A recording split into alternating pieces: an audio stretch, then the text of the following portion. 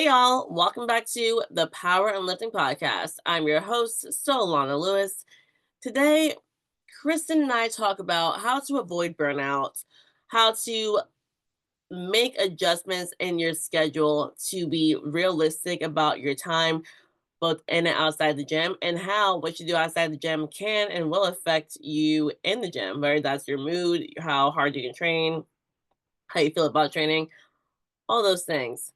I kind of go into some details more so about like the adjustments that I'm making in my life as I'm in a very different season of my life. And my life's been changing a lot lately, but for the better, with some different work I'm doing. So it was a fun conversation. I hope you guys will enjoy it. I think you'll get a lot out of it, especially if you're someone who gets busy and has a hard time managing life and starts to neglect certain areas when you get busy in one other area. So, hope you enjoy. Please take a second right now. Make sure you are subscribed to the podcast. We're on Apple, Spotify, and YouTube.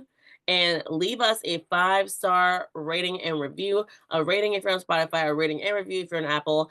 And we would really appreciate that. It helps us get the podcast out to more people. And I'm trying to get up to 75 reviews before 2025 is over. Y'all, we're at 64. We can do that. It's 11 more people. So if you're listening to me right now, please leave a review, 5-star rating. Thank you so much. Let's go ahead and dive into today's episode. Hey, y'all. Welcome back. At post Thanksgiving. Our last one was pre-Thanksgiving. I'm a good, I have 5 Friendsgivings. 5? 5. Wow. I don't even think I have 5 friends. That is down here. a little sad. In Okay, Florida. well, you didn't Okay, specify that part. Fair. You made it sound like you didn't have Fair. 5 friends at all. I'm Not like, your here. mom accounts? Jeez. My mom's not even here. She's in New York. I had crab legs for Thanksgiving. That sounds quite pleasant to me. It was very nice. Nice. But it was with my aunt, not my friends. Okay. But she's my friend. It counts. It counts. That's fine. I spent it with my mom and nephew, so I was with 2 people. Well, that worked. Yeah, but then you had 5 others. I have 5 friends. Oh, I lie. I went to my friend's house after. We all met up. Yeah. I didn't even count that as Friendsgiving. I really had 6, really. I didn't even count that Did one. you have to unbuckle your pants after? No, because I wore stretchy pants to begin with. Oh, so you planned ahead. Of Okay. course. Smart. There you go. I'm ready. That's how you do it. Absolutely. And for anyone who's wondering, because no one asked, I just started back with Natalie for nutrition coaching as of today. I was like, you know what? I should hit you up before the holidays are fully over because you don't know what you're going to get in January. Let me just start with you now. I don't know what I'm going to get in January. Like, yeah. Do you find having a coach makes you follow a diet better? Like, because you have someone to hold you accountable? 100%. Like, that's the biggest reason because I know exactly what to do, but it doesn't matter. Like, I will just start pushing nutrition down to the bottom of priorities. Mm-hmm. And then for this season of my life being so different and busier, when I started with her right today. Like I sent the payment in today. I was like, by the way, I just got back from Virginia. I commented all weekend. I was like busy the entire time. Drove 5 hours back, worked all day, went to New York yesterday, worked all day, went to bed at 2 a.m. Had to do programs, woke up early, I'm working all day. And I'm like, I had 4 meetings, I have 3 more calls, I've had no food, it's like 12:40 p.m. I don't have time to cook. I was like, this is too much you're getting right now. Just know forget about making time to cook. I haven't had time to eat food that's been bought from a place. Like, I haven't had time. So I'm like, this is what you're getting. I don't know what to tell you. So that kind of leads into our conversation today. Yeah, it does. So tell me about, because you have another job, right? So you've been coaching powerlifting, but you're now doing public speaking, correct? Yes. So my main second job is teaching kids in schools how to podcast with something called Podcast Club. I also do public speaking. That's another thing I'm pursuing. That's been great. It hasn't taken up as much time as of lately, thankfully, because my next gig is like in 2025. So that's been nice to be like, okay, I can prepare for it, but kind of push it back for a second. But yes, I'm in a lot of schools in New York City, either in school or after school, and it's like either for a few class periods or like 2 hours after school, kids will come in anywhere from 4th to 12th grade, depending on what school we're in, and I teach them how to podcast. I get them a Rodecaster Pro, which is a really nice piece of equipment. I buy them the headsets, the microphones, like a really nice camera, and I teach them how to use all the equipment. And I teach them how You to. buy it for them? It's part of the contracts. Like Got we it. do like very contracts big enough where we can afford to buy the equipment, and then we use the money we get paid with to buy the equipment and then teach them how to use it. Do they have nicer equipment than you do? So like yes, but also here's the thing, right? So well, first of all, I have my own equipment now. So I have my own roadcaster, but it's for in person. So the Right. equipment's beautiful, but it's like literally made for in person. Like I can't use that mic in this computer. It goes to the roadcaster. Yeah. So like Oh. but I'm happy to have an extra camera because I can use it myself now. So Oh, you have a camera. I have a camera now. I unplugged last week. Ooh. Ooh, what kind of camera?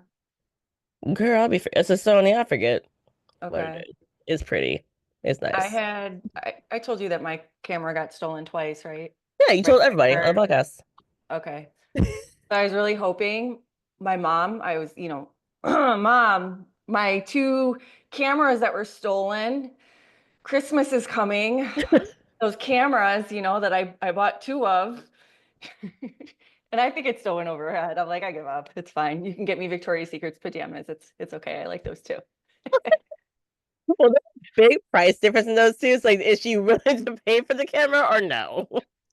Uh, I don't know. But I It say depends on one like time. what mood she's in. Okay. But I think if she saw the price, she'd be like, I'm not gonna pay for that. So we'll But see. I'll tell my mom like what I want and be like, can you just contribute money towards this? Because I know whatever I want is plus Yeah. $500. That's So what I did. I was like, well, you and my, dad and my sister, if you guys all go and split it and I'll put in a quarter of it and, we'll make it and work. we will get me this camera. That'll probably get stolen again and then I have to ask for It one. might. I mean, I don't know what to say. I'm so sorry. What kind of car do you have? Mercedes. Okay, maybe it's not a car. I don't. I'm sorry. It was one of those The car unlock they thingies. You can, said. yeah, they can break. I don't know, I guess. Apparently they can break in, so lesson learned. But I'm in a garage now, so it's not a big deal. I mean, Thank maybe God. who knows, but hopefully not. That's my fear because oh, let me not stay on the podcast if I get something stolen. I'm really big on like I put all my stuff in the house, like Hmm. but when I'm done. But like I do travel with my podcast equipment. I'm like, this is thousands of dollars, so I immediately put it back in the house. But if I had to go somewhere before or after, I'm like, okay, I gotta leave the car now. Like, Yeah. Yeah, yeah. Don't take all of your valuables inside and don't do what I did and get your stuff stolen two times in a row, the same, within like 2 weeks of each other too. So oh damn, that it sucks. was a lesson learned. Anyway, so how are you uh managing? I mean, you're working full time as a powerlifting coach. You're doing these working with the children. You're also doing some public speaking. I know that you're obviously very busy. You're still training. I know you dropped down to 4 days a week, right? As of last week, yes. Yeah. So how are you managing your time with everything else that you have going on? Lord. Okay. So my biggest thing is planning the day because I don't do everything on every single day. So when it comes to coaching and programming, I do a lot of programming on Sunday. I do a good chunk Monday where I am in New York on Monday, but I just have to get up earlier and I just get work done. And then my Tuesday, I make my videos for any new programs that I made. I make a full video explaining the program to my athletes. So I just split it up that way. And then Wednesday, Thursday, I don't really do any programming. Saturday, I don't do any programming. And then Friday, I'll do a little bit if I have to. So that's helpful because I don't program every single day. When it comes to sponsoring my athletes, I just do it like I just kind of plan that around traveling. So like I'll pretty much do like a big chunk, like a chunk in the morning, and then a chunk around like 6 p.m. if I can, or like 7, whatever time it is, and then maybe one more quick look before I go to sleep. But I kind of bring it up to like twice a day. I check on them, all of my athletes, and get back to them. So, and honestly, they're pretty self sufficient to the point where, like, if I respond twice a day, like, that's mostly what they need. They don't really need, like, They're not really sending me like, I desperately need help with this movement right now. Like, I haven't had that in a bit because a lot of my athletes have had for a while. So that's helpful. So I am taking on a couple of new ones soon. So I know there will be more like be on top of them. But if it's like one or two, that's not so hard. Yeah. So yeah, I just like instead of being that coach that's like always on their phone, I'm like, you're really getting me twice a day. But it's been working just fine. Do you do WhatsApp with your clients? WhatsApp with a separate business phone. So when I'm working in schools, when I'm doing any sort of public speaking, when I'm training myself, the phone's not with me. Cause I could then I'd be on it and then I would want to die. Cause I would just be like, yo, every time I get a chance to sit down, I'm talking to a client. That would feel like I had no breaks. So yeah, that's how I break up programming and then I talk to my athletes. And then New York, like I base really everything around when I travel to New York. And what I just did as of last night, because I'm in the Bronx a lot, there is Mount Vernon Barbell, which the gym that Delaney is now a part owner of. Is he? And he is. Oh, good for him. I Okay. know. He's making Nice amazing job, moves. Delaney. I Congrats. know. He's making amazing moves. I'm proud of him. Yeah, He's that's also like awesome. a big part of the reason how I got started with public speaking, which helped me find the person who I now do podcast club with. And I'm like at this point, like I'm his business partner. I'm not just like working with him. I'm doing like half the work. Like I'm his business partner now. Yeah. What was I gonna say? So I just got a membership last night for it because it's like around the schools that I'm at. So I'm like, you know what? Because a big thing that was killing me was making me like lose my mind was like the time I was losing in the car. Because I can drive to New York City and take me 30 minutes if it's a good time, but then driving home is 90 minutes because of traffic. And I was like, I'm running out of time. Like I feel like I'm not able to do what I need to do. So if I just drive 20 minutes or 20, 25, depending where I'm at, to the gym and train late in the evening versus training in the morning. Now I do more work in the morning. I'll train in the morning and then I just like drive home whenever I see traffic is gone. Cause I have my laptop on me. So if I train and then I'm like the traffic's still bad, I will just take out my laptop and start working. Cause I'm not about to sit in the car for an extra hour wishing I was working. So Yeah. that's how I Have save time. have you found that you've been able to like obviously you haven't skipped any training sessions. You still found a way to make it work? I have. Now, last week was rough. I realized I was sick and I didn't know I was sick. So last week I almost had a mental breakdown because I was like, maybe I can't do this. And then literally I had a fever. When I was like, oh, I'm just sick. Okay. I was like, wait a minute. I went to the gym. It was Wednesday. I was texting David and I was like, David, I don't want to finish session. I want to go home. And I've literally never not finished training session. Like, I don't do that. I probably haven't Yeah. done this since my third year as a powerlifter, but like, I don't want to do my training session. I was like, this is going terribly. I was like, my squats feel horrible.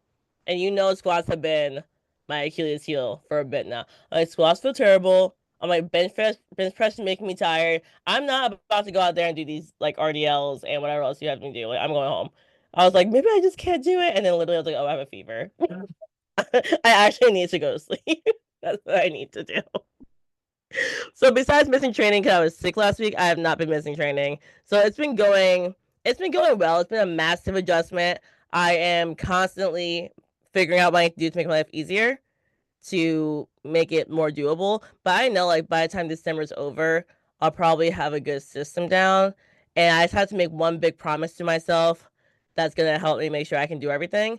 Because I'm the one who calls a lot of these schools and my partner has a lot of people who he knows in the schools, a lot of them do get back to me and like we start planning out when we'll be at the school. So I just promised myself I won't actually get myself booked Monday through Friday. If I do that, then I would start to like not prioritize my powerlifting coaching business. I would stop prioritizing like my training because I could try to fill out my schedule fully and like make so much more money, but I would be miserable, burnt out by like February. Like I can just see that. So I'm at a point where I'm like, if I can't say yes to a school, I just tell him, and he has to find someone else to work that school that I helped him get. So as long as I don't overload my schedule, which is it's hard not to because it's a job where like the more you get, the more money you make. So and I've never Yeah. been offered like this amount of money for what I am doing because it's so new to me. So it's hard to be like I might actually say no. And I'm looking at the contract and the amount of money in the contract. I'm like, I'm gonna say no to this, but it's gonna be worth it because I spent 4 years building this coaching business. I refuse to lose it because I start neglecting my clients and like not making time. So Yeah. No, I think that's an important. I'm glad that you brought it up because I think a lot of times what you're going through right now is common with a lot of people in general, right? Where I don't know, maybe they start school or something, they start a new job, or even me when I was just moved across country, right? Like trying to find time to train. And I'll be honest, like I did not make that a priority, so I did miss sessions. Um, but it was one of those like I knew going into it and I was prepared for it. And going back, I knew that I was probably not going to be hitting the same weights that I was before I took this week off. And when clients like are taking this time off and then coming back, what would you say to them when their lifts aren't as what they were before taking some time away? Yeah, I have a client right now kind of going through that. She got a big promotion with her job, a very big schedule change, and I'm so proud of her. Her recovery is not as good because she's literally sleeping less. So I've seen her recovery like go down, Mm-hmm. and I just have to remind her like number one, you did take some breaks. Like there were times where you took a whole week off, right? And we always know that like you start to lose momentum pretty quickly. Like in powerlifting, you don't lose your strength, but once you lose momentum, you have to take a few weeks to build it back. And if those few weeks keep happening where you keep missing a day or two, like then you just won't see the momentum you had. You don't actually lose the strength, but it's not gonna show up. So I have to remind her of that reality. And then along with that is just, hey, overall, let's just try to get in at least 90% of what's planned for like this block, like 90% of the training sessions, right? And let's just pay attention to how each session is feeling and adjust as we need to so that we can continue to make progress. Because if we don't look at it that way, we're looking at every single week and make sure we get done what we can for that week, look at the overall block and see how we did see progress somewhere, then you're going to get really demotivated because you're not going to see like we're not hitting PRs right now. We're not hitting like massive, like, oh my gosh, we're trending so far up. But from the dips that we started taking when like she had to miss some weeks, I'm like, compared to that, it's going back up. So if you stay consistent, it will get back to it. So it's just a Yeah. reminder of reality often. Yeah. That's really what it is. What's interesting is I know we know if you take a week off, like there's probably not going to be any reduction in strength per se, but it might feel that way. And I always notice it more so on bench when if I don't bench, say when I was traveling and I had to take some time away and coming back, it wasn't that the strength wasn't there, it was the skill.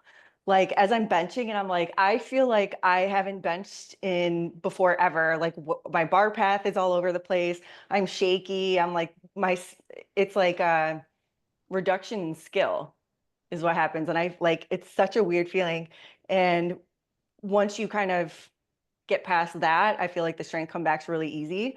But Mm-hmm. that first week or that first training session back, it's like, oh, I forgot how to lift. What am I doing? I know. I literally only missed 2 days last week because I was sick, and Yeah. I bench pressed yesterday, and I only had to go like 2.5 kilos lighter. But the first two rests of my set, I was like, I'm not touching the same spot I was touching before. Like this feels very awkward. I was like, Mhm. why do I feel like I have to think really hard about where this bar is touching on my chest? I don't think about this normally. So yeah, and that was 2 days. Like, Yeah. Oh, yours so was 2 days? yeah, I Oh, missed two wow. days of Okay. training because I was sick, and like Yeah. literally yesterday's bench was just like so awkward. I And you're was like, like, I okay. feel like I've never benched before in my life. What am I Yes. doing? Yep. Do you feel like, so you've been training, I mean, how long have you been competing? Almost 10 years, give or take? We're at 10 years. And you've been doing strictly powerlifting for Mm-hmm. that entire time.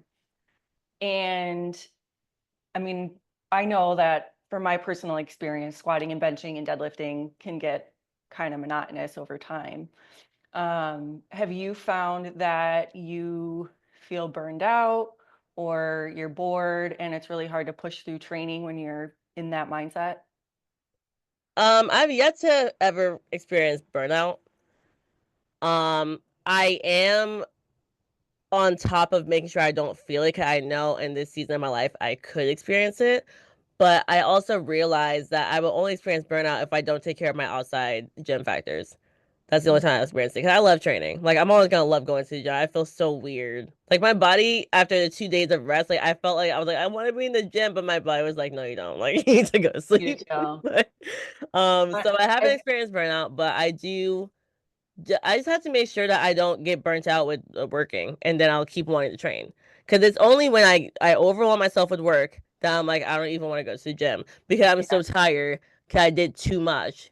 And yeah. it's learning boundaries and saying no. And then I just if I keep my boundaries, keep saying no when I need to, and keep my training days like no matter what I'm training on Tuesday. It might have to be in the evening now, which I might not have preferred, but like I'm going to drive to the gym after I leave the school. I'm not driving home. So as long as I show up, I'm fine.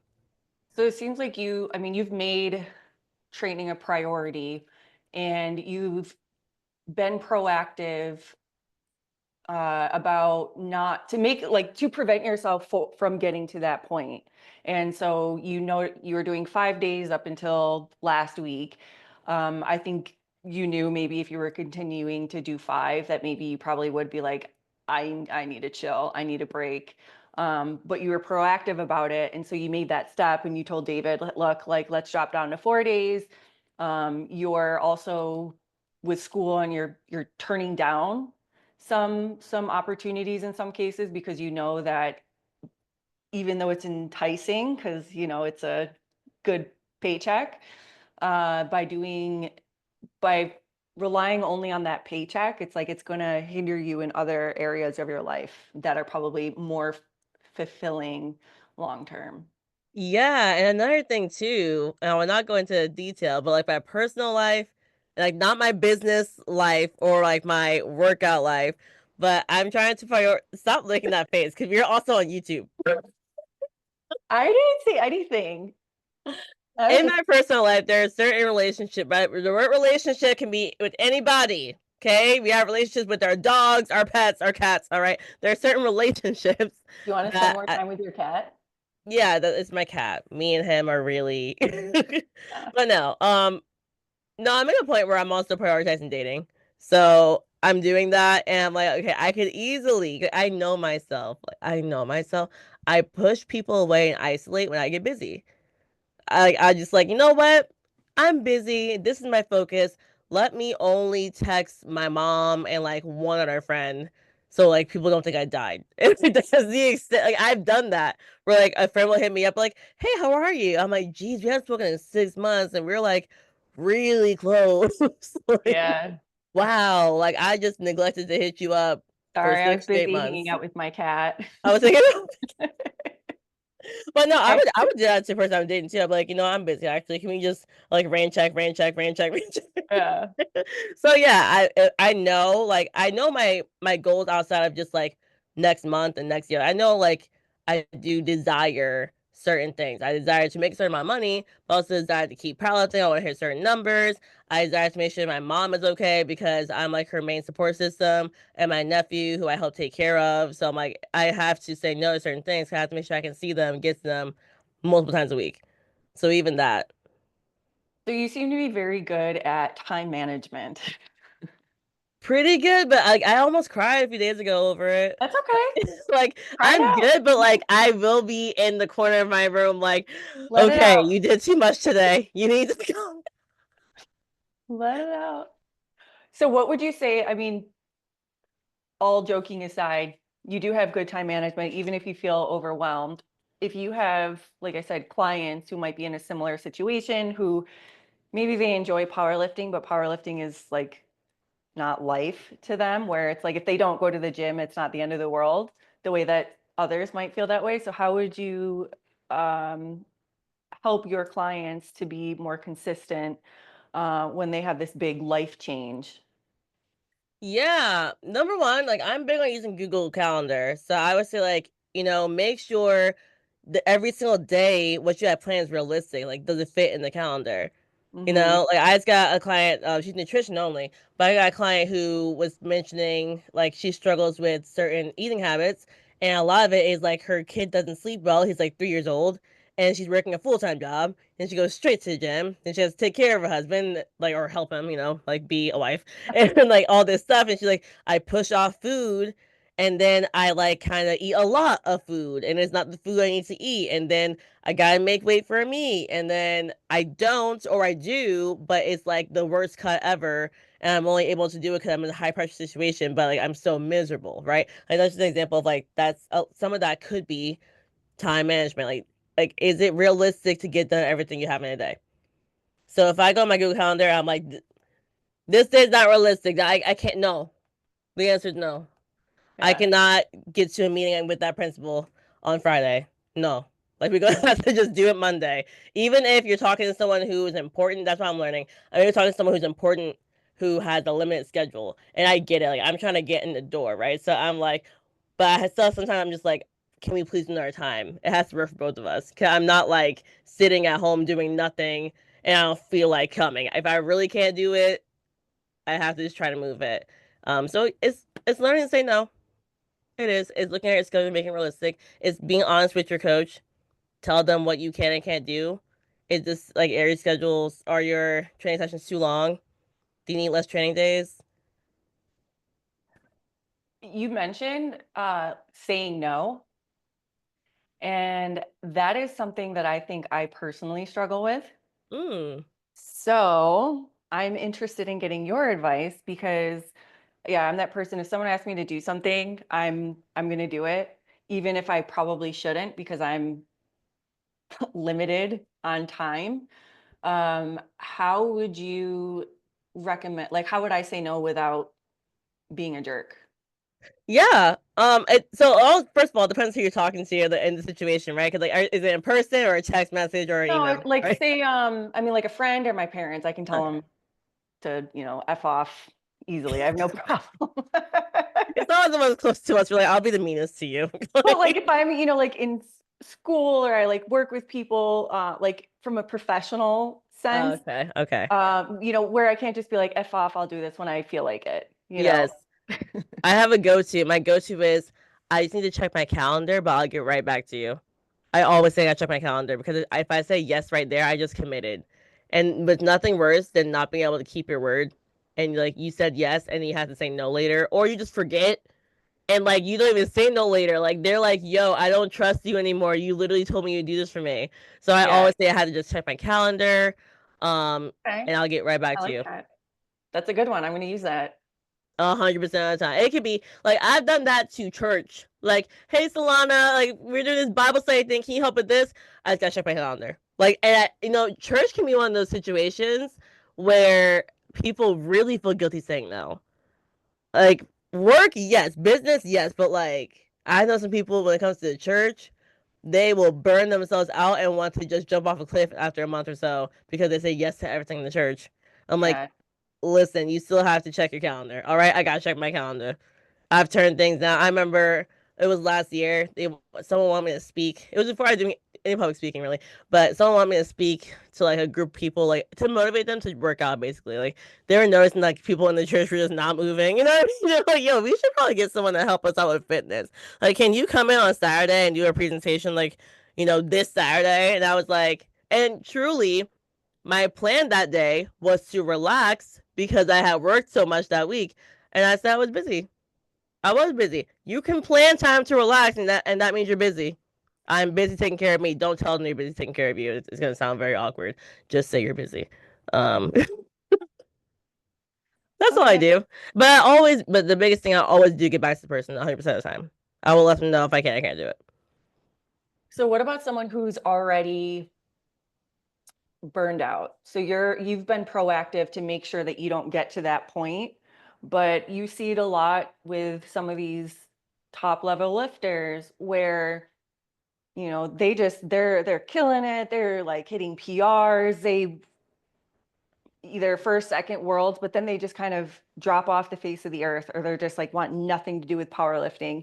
And I would say that a lot of it is probably from due to burnout or some other like life stress, which is still kind of like leading to just not loving the sport anymore. So if someone's already in that situation, what would you have them do? Yeah, I'm a fan of taking a break when you need it. I really am. Like sometimes you do need to step away, but I also am big on timelines. I think you should say, "Hey, I think I need a break. Let me plan how long I want it to be." Let me try taking off 4 weeks where I just like maybe go to the gym 3 times and do whatever I want and then see how I feel after 4 weeks and reassess. Because if you plan a time to reassess, then you can actually be like, okay, now what do I want to do? Which is very different from let me just take a break and get back to when I feel like it because you might feel like your whole life's in disarray at that point because now you don't have the structure, especially you were like big in powerlifting, like that was like you were planning your life around it at that point. So now your structure's gone and you have no plan to get back to the structure. It's like when we go on vacation, like that week of vacation, even if you plan stuff to do, you're still used to a routine when you get back home. So after a week I'll go back to reality. And that helps people because no one wants to actually be on vacation for 5 years. Maybe someone does, but no one wants to actually be on vacation with zero schedule whatsoever. I would die without a schedule. Maybe okay. People are looking at me like Solana. I would love to go on a 5 year vacation. No one talks to me, but I Yeah. just think that having a timeline where you plan to get back to reality or get back to what you were doing is helpful. Like I think a good example, which is me watching from afar, I don't know him personally. Like Keiko, like he's so huge in the sport. He could retire right now forever. Cause I think he's coming back. Actually, he shows he is. He's PRing and training. He could retire forever, and he has a legacy. But he made it very clear that he's been doing so many back-to-back battles that he couldn't like fully recover from injuries. And so after the last Sheffield, he was like, "I'm taking a break." And I'm saying no to nationals, which means I probably won't go to worlds because someone can beat me now. And he just took a break, but he's back to training, and I don't know when his next meet will be, probably nationals. But he had a timeline, like okay, no matter what, like, I'll get back to nationals in 2025. So Yeah.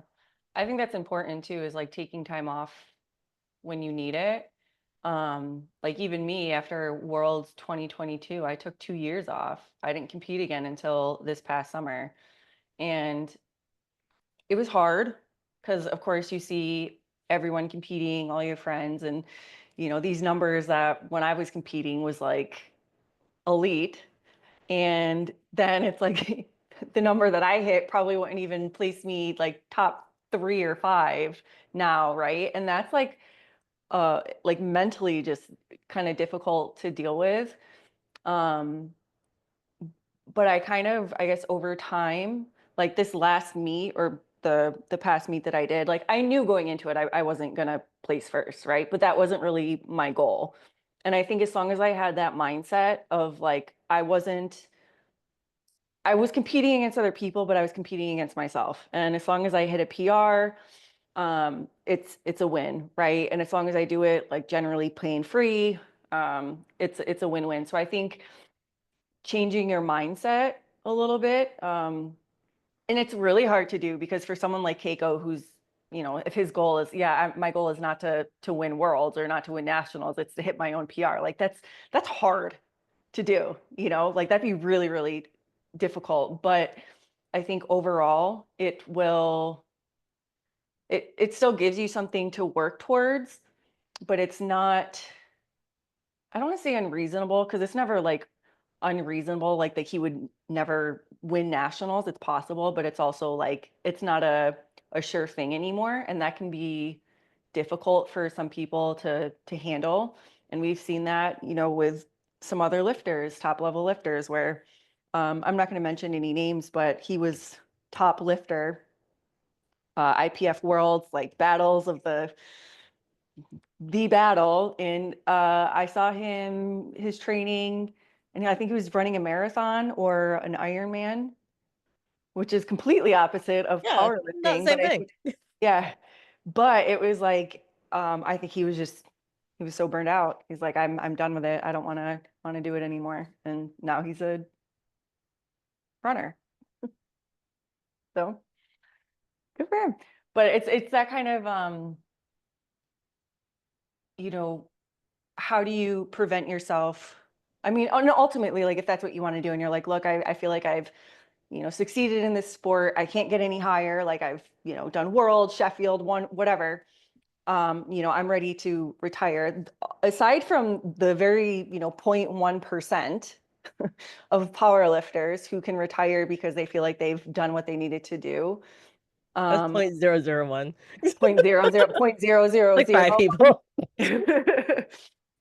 Um, yeah, for other people to avoid, wanting to continue powerlifting, but not getting that burned out where they quit just because they just no longer like it or enjoy it. Yeah. I Part of me says it may be okay to stop it if you don't want to keep doing it. Yeah. You know what I mean? Like not Yeah. everyone wants to powerlift forever. I love powerlifting. And I've only ever had a few occasions where I can see someone just fully fall in love with it.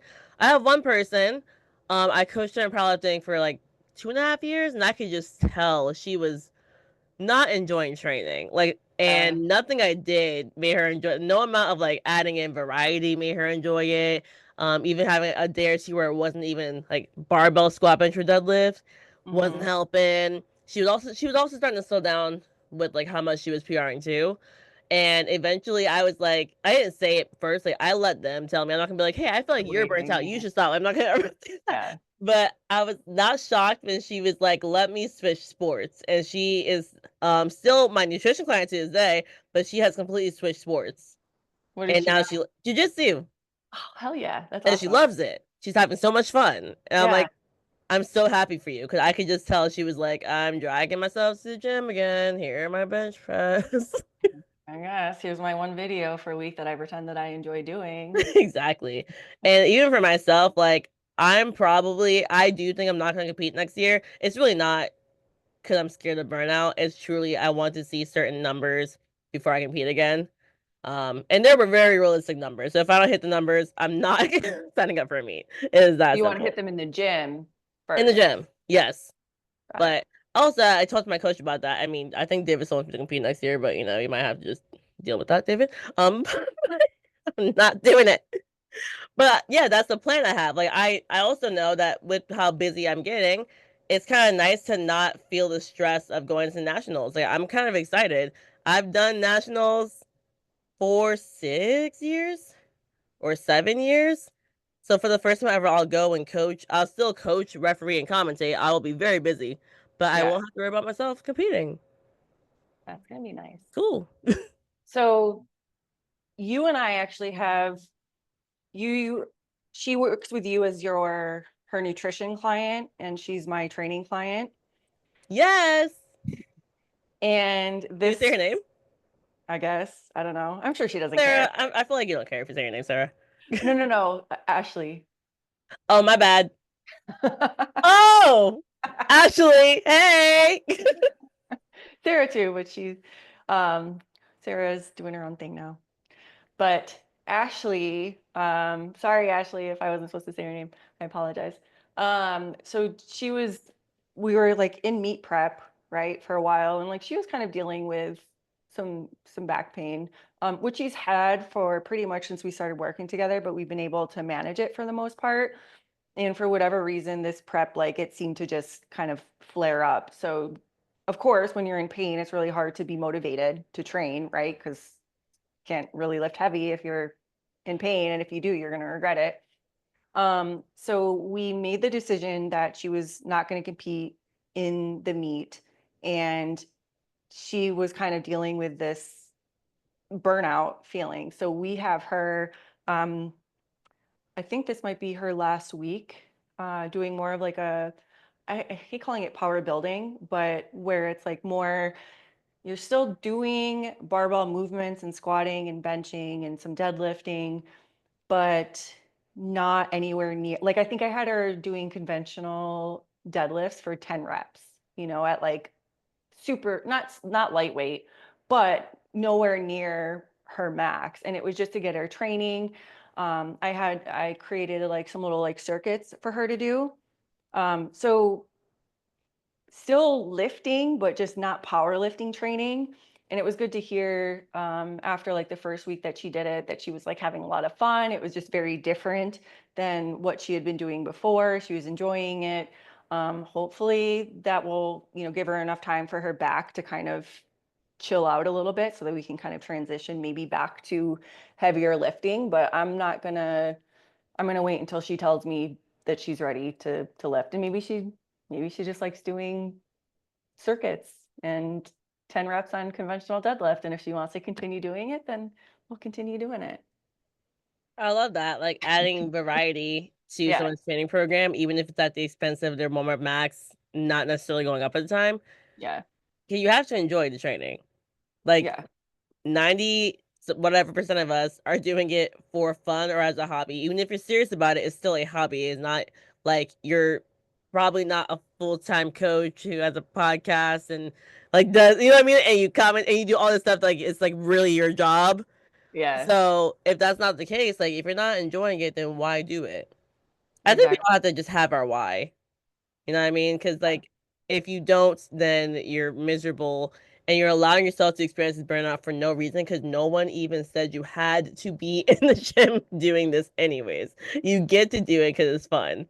You So, invested in a coach for it. You paying for it. Like just make yeah. sure you like it, please. So what is your why? Ooh, my why. My why, I'm really obsessed with getting stronger. I think it's because I was so physically and mentally weak before I found the sport of powerlifting. I was physically weak because I did sports my whole life, but I could not do a push up once I graduated high school. Like I Hmm. couldn't do a push up, and I was mentally weak because I just had no self esteem. I had no confidence in anything. Um, I remember thinking like if I can just one day make enough money to move out of my parents' house, like I did it because I don't think I'll ever have a job where I make enough money to live on my own. Like that sounds insane. And I thought that like throughout high school too, I was just like, man, I just hope like I can just survive in the world. Like, how do you do it? It's too hard. And finding powerlifting helped me with all of it. It helped me start to just build this confidence. 'Cause I was like, yo, my body is changing. I'm feeling stronger. I like what I'm doing. I feel like when I go in the gym, like, I know that I can like lift weights and people aren't just gonna be like, why is she here? Because you know, back when it was weird and taboo to be in the weight section. Yeah, that's when I started. But it was weird and Me too. taboo. Yeah. Of course, duh. Same. Yeah. Right? So I started to build confidence where I was like, no, I know how to be here and I can even help people. I started even before I started coaching, I would like help out my friends in the gym. I was like, yeah, like I want to teach you how to do this deadlift so we can like look so cool and we flex afterwards and like take our little bicep photos. And Yeah. that just like snowballed into me getting so good that I got to go to worlds. And then it helped me start to believe in myself as a person. And then I actually like graduated from college. And I failed out of my high school when I was a freshman. I had to switch schools because they said you can't come back here, like you're failing out. Um, Seriously? yeah, it was the school my mom taught at a school that she only retired from a few years ago. So it's embarrassing because I was the teacher's daughter. But now I will be honest, this was a high end private school where Hmm. like their idea of regular curriculum is way above most public schools. And I learned that in college. When I went to college, I was like, yo, I'm smarter than a lot of people in this classroom, but I failed out of school. Like, so it was like a more elite school, and I could not survive it. Like, I feel like I just couldn't. I was studying as much as I could, but I didn't understand how to study with my ADHD at all. And I got diagnosed with ADHD as a sophomore because they were like, she keeps falling asleep in class. She's not paying attention. She's not trying. No, I would fall asleep because they wouldn't let me tap and move around because I would make too much noise. They would yell at me to stop moving my body because I'm hyperactive. And then if I'm not hyperactively moving, I fall asleep. Like, and to this day, I still do this. I will fall asleep if I'm not doing something. Yeah. So, anywho, yeah. But fell out of school, went to a different school, had to get tested, found out I had ADHD, had a had a social worker who helped me out a lot. Like one of those people who like kind of follow you around, watch you, observe you. And then I was in a resource room, which in this school was like embarrassing because I Yeah. went to like higher end private school. My parents spent all their money on it. Like we were not like we were lower middle class and we drove like cars from a junkyard to school. Like it was true. Like we did not have money, but we had like financial aid. So I went to this nice school and I was just like trying to survive it. But that social worker helped me. Her name is Mrs. Tynan. I'll never forget her. I actually sent her a really nice email like 5 years after I graduated high school to say how much I appreciate her. I'll still remember her because Oh, like she helped me pass. yeah. But yeah, with her help, I passed through school with like a 2.4 GPA which was me putting my heart and soul into every single assignment to get that GPA. Oh my God. Yes. So yeah, like that's why I had no confidence. I felt stupid because like I was basically like if I can't pass school, how will I ever make it in life?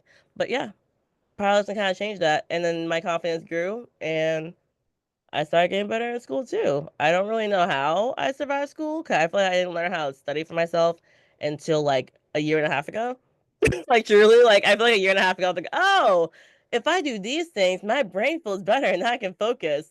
So I don't know Yeah. how I survived because I Do you, did. do you think that powerlifting taught you discipline? It taught me discipline and forced me to have an organized schedule because I was like I had to take classes, train, and I had a job. So Yeah. I put my whole schedule around it. Like, okay, I'm gonna pick when I train, literally pick my classes around when I train, and make sure to intervene with like my nighttime job. Yeah. So that really helped me so much, and then it made me have to eat more because I always underate. So now I was like, okay, now I have to care about my food, and I started to feel better because I was feeling myself better. Because when you're in college eating like garbage, like food really affects how you can think too. Like when you just eat straight garbage, like you will have brain fog. If you have no nutrients, like I didn't when I ate Burger King and drank soda for breakfast and lunch and dinner, I did have brain fog. So that helped me a lot too. So it was just like, yeah, it just snowballed into healthier habits, which helped me. I'm really glad that you mentioned that because I do find that not that I was ever like unhealthy before or anything, but before I found powerlift, like I always was into fitness to an extent, but it was one of those like New Year's resolutions where I'm gonna go to the gym every day and then I'm gonna be fit, whatever. And like you go to the gym and I go for a week and then you just kind of fade out. That was me, right? And then I don't like work out for the rest of the year or something. Where when I found powerlifting, it because you're no longer just going to the gym to work out, you're now training for something and you have a goal. So it's like now I have to train. And so it helped me, number one, be consistent. And I think it's so ingrained into my just life um, that even if I were not competing or if I was done with powerlifting forever, like I would still go to the gym and I still would make going to the gym a priority. And then, like you said, then you have to, there's all these other things that come into play, especially if you cut weight or you're watching your weight. So you do tend to be more cognizant about what it is that you're eating. And it's probably going to be higher quality foods than maybe otherwise. And so it kind of impacts just in a positive way for the most part, like other areas of your life. You have to get good sleep because if you don't sleep, you're going to have a bad training session, and it's like all these things that are good for you. And it makes it so easy to follow through with. I agree. I think the biggest thing is that like I said, I love getting stronger. Like I have a number that I can chase. I can always be like, okay, I want to make sure. Like right now, like my best class was 187.5. What's your number? Oh, I just have to hit 190 in the gym and I'll go back to doing a meet. I want a 2.5 kilo PR. What? Yeah. Okay. That's a 2.5 kilo PR. I'm like, I'm not going on the platform until I PR by 2.5 kilos because if not, this is stupid. Um, I haven't PR'd my squat in 6 years, so it's you fine. don't count because you didn't compete for many years. I'm I doing know, meets but I and could still hit a PR. I'm doing meets and like just not PRing anymore. Did I you haven't mentioned deadlift every single time. I'm just not PRing squat. But you, oh no, you did go up a weight class because I say you're Mhm. 63, now you're 67, so it didn't have to do with body weight. Yeah, no. But you were squatting 3 days a week and then you changed to two, right? Or like two barbell days and now a belt squat day, right? Or like Yeah. a complementary. Okay. Mhm. Has that helped at all? I think it's tough. I'm trying to figure out what's working and what's not working, girl. Yeah. I love the belt squat being added, and we just switched that as of like this week to leg press, but I like it. 'Cause I think the third day was just for technique. If I went too long with 2 days a week, I felt like on my primary day I forgot how to squat. Like I just felt like the bar was super uncomfortable on my back until like my back downs. I was like, well, Yeah. that's not good. But also now I just do more warm ups, and that's a care of that. So I was like, okay, Yeah. well, this third day is not necessary. So it worked out. Um, we're trying a lot. I can't even tell you what we're trying right now. Like it's a start of a new block. And I'm like, it's all different again. But I will say you have been doing a lot more singles in general Okay. for the squat, and I don't think that's going great. So this block, I don't have any singles. I'm kind of excited. Like I kind of want to try to build like a new 3 rep max or something. I Yeah. think that would help me get momentum. 'Cause I've never done like a lot of singles and like tried to keep doing singles like for block after block. So And that's what you're doing right now? yes, I have no singles this block, and I'm so excited. In the squat. Ah, okay. I have singles and squat, but not heavy. I mean, it is heavy because I took a week off, so everything feels heavy. Like 100 kilos. Oh my God, this is so heavy. What am I doing? Oh my god, too. Ah, Ridiculous. I know. I just get through my workouts by complaining. That's what I find. I just sit there and like lay on the floor and I'm like, oh my God, this is so hard. And then like that's how I get through it. And Just eventually you done? yeah. And then I'm like, oh, well, I just have one set left. Oh, what do you know? Cool. Do you personally plan out your PRs block to block? Um, yes and no. I mean, I have like numbers that I want to hit, but I've learned not to be married to that number. So like I might have a goal, but if it's like I'm not going to attempt it if it's not there, right? Like I know myself enough. I've learned like Kristen, you're fatigued. This is not the data to try and PR. You know, we'll try it again another time. But yeah, I would say I definitely have like a goal for each block. Um, but if I don't hit it, I'm not upset because I know that my training is so up and down sometimes. Mm-hmm. So That's me at this point. I will always have a number for like the last week. Because if yeah. I don't know how to I don't know how to plan the whole block. Like I remember at one point early on, David mentioned like, don't be married to numbers that you're like planning for the block. And I was like, listen.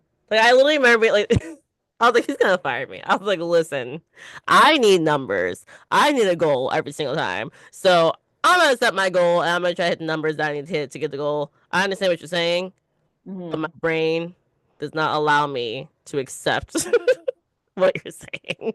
I think it depends on the lift too, because with, for example, bench press, it doesn't require a lot of mental energy to get into the zone. You just kind of like lay there and hope it goes back up. Is that really how you do it? Because the way you just like No. floppily showed this bench press. Uh, go. No, but it just like bench doesn't okay, so for example, like my deadlift, right? Like I have to be like in the zone. I have to have like my specific song playing. I have to like have my routine, everything. I have to be in that mindset. I have to like if my warm-ups have to feel perfect and like on those days I'm like I know I'm going to hit a PR today or I'm going to hit a good set.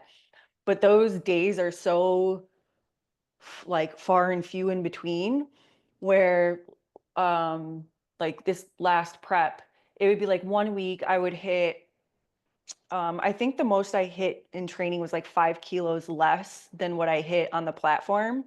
But what I hit on the platform like moved like RPE 7. This one moved like an RPE 10. And I would like hit that. And then the next week, I couldn't even hit 80% of what I hit for that single the week before because I was just so like I want to say fatigue, but it's not even like I was fatigued. I was just like Was it mentally mentally? Yeah, mentally it's depleted. it's such a mental lift for me that if I'm not in the right mindset, I'm not gonna hit the deadlift. Like that's what I mean by bench press. I can, I could do singles 7 days a week and I would probably I mean I'd be tired, but I could make it work. Hmm. Where there's no way like with deadlift, there's no way. Even like my back offsets, I always have to do significantly lower just because it's like I'm so tired after that top set, not physically, but like mentally. Mentally, yeah. I just need to pull a weight where it doesn't require that mental work. Stimulus. Yeah, the stimulus. Yeah. I just need to, put 120 kilos on the bar just so I can move it or something. I don't know. No, I hear that. I think I've talked about this with Steve a few times, or maybe he's talked about it on podcast, and in my head, I'm responding back to him. I might be crazy. I don't know. I talked to Steve so much that like I can't tell him. I'm like, did I hear you say on a podcast? Were we talking? But he talks about how yeah, you can get so mentally exhausted from a lift. Like the back downs, like you might have clients say the back downs feel so hard and bad, and it's like, no, you put your heart and soul into this top set and treat it like it's everything. And then by the time you get to back downs, you got no energy left. Like you may even sit down and get kind of tired, and you're like, oh, I have to just finish this now. So I think mentality going into it makes it so different. And I personally don't even know. I don't know how I am in this department. Like I feel like I'm pretty chill going up to the top. I think I'm too chill. I'm too chill, actually. That's me. I'm the person who's like, I should try to get high because I have a heavy single today. But what I'm gonna do is not be that high and hope I hit it. Maybe that's why I'm here on my squat. Maybe you just got to get, yeah, you got to get like angry in your squat and get into that mindset and, ah, I had a little slap my chest and have ammonia sniff phase. how is that? It went great. I should go back to it. I definitely PR when I did that. Like Yeah. it just stopped. Oh, I hate ammonia. I can't do it. It just like makes me dizzy.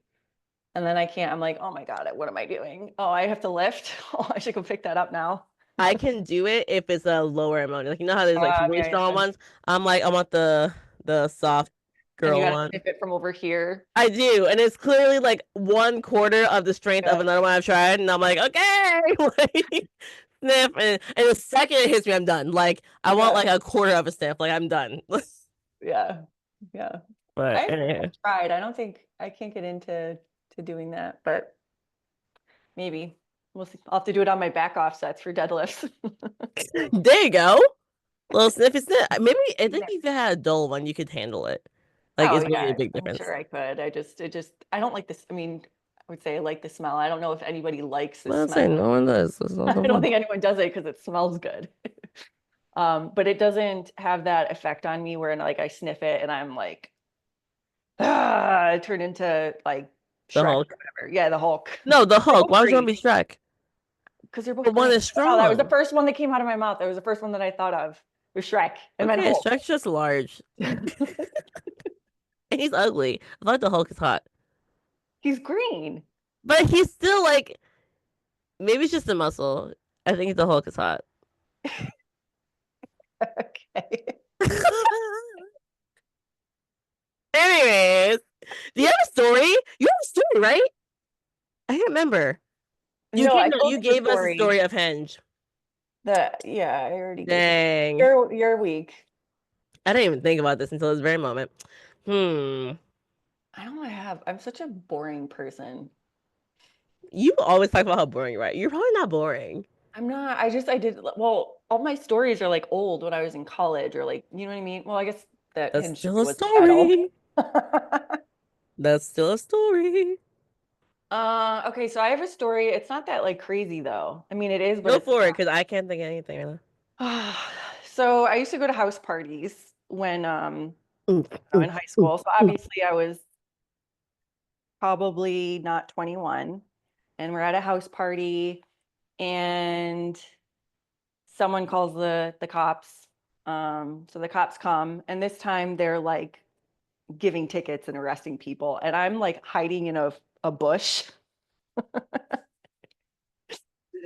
And like you see the cop, he's like, get out. Like he couldn't see me, but he knew there were people in the bush. So he, like waving the light, telling people to come out. And I'm just like, fuck, we gotta go, we gotta go.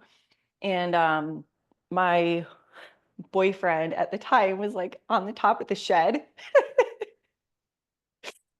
And so they catch him and they're like, get down from there. And so he, gets arrested, whatever. And I'm in the middle of the woods, like, mom, mom, can you come get me? She's like, where are you? And I'm like, just drive. I'll be outside. So I You didn't didn't- get caught. And I remember driving into work one day and the police station was like, I drive past it on the way to work. And so I'm driving, there's like, 15 people outside on their way to court where I'm like, oh, sucks. Was it literally your friends in the party or the people you knew? Oh my Everyone, it God. was like the whole party, like everyone in that party, they were all there. Like, Wow. So and I'm uncomfortable. like, hey, bye guys. Oh my God. I had my I mom would had to run. come pick me up. Come get me. Like I would definitely be like, okay, you caught me. And I get close to the cops, they did think they're good, and I would just sprint. No, I'm decently fast. I would have ran. I ran in the woods and came out on the other side. And thank God we had cell phones then, because that was like, if I was in high school, we like, I mean, the cell phones were out, but they weren't like iPhones. What we have now is like the flip phone. I might have had the Motorola, Motorola Razor, the flip phone that people get I me remember with. the razors. Yeah. I think I had that one. Very nice. Mom, what are you doing? Like, nothing. Why are you So, in the woods? Why are you whispering? And I probably said I was like sleeping at a friend's house or something. So yeah. so Kristen, so far she has almost got arrested and is banned from Hinge. Very nice. Yeah, I have a lot of like stories in high school and college that I like just did stupid things, but I feel like I got it all out of my system when I was younger. And now you're just semi crazy. Only when a guy makes me crazy Yes. and make you do crazy things. So I'm not Yes. crazy. It's like they just They make me force crazy. you to do crazy. Got it. Yeah. All right, y'all. Well, thank you for listening. If you got this far, thank you. Rate Kristen's story. Rate hers. No, don't Oh do no, rate don't mine. It's rate it not because fair. I would if I were to rate it, I'd rate it like a 1 or 2. I'm like, that's lame. Oh God. Okay, I never got to mind. come up with a better one. I'm gonna think of one. I'm gonna do something really I'll try to stupid. make a story for at least after Christmas. Do you All take right. a? You don't have to work between. You don't have school or anything, right? Between like Christmas and New Year's. No, I have an exam today. Oh, exciting. So as soon as I get off this podcast, I'm gonna do my exam. All right. Well, Kristen's got to study, and I have a call in 20 minutes. So, thanks for listening, y'all, and catch you next time on the Powerlifting Podcast.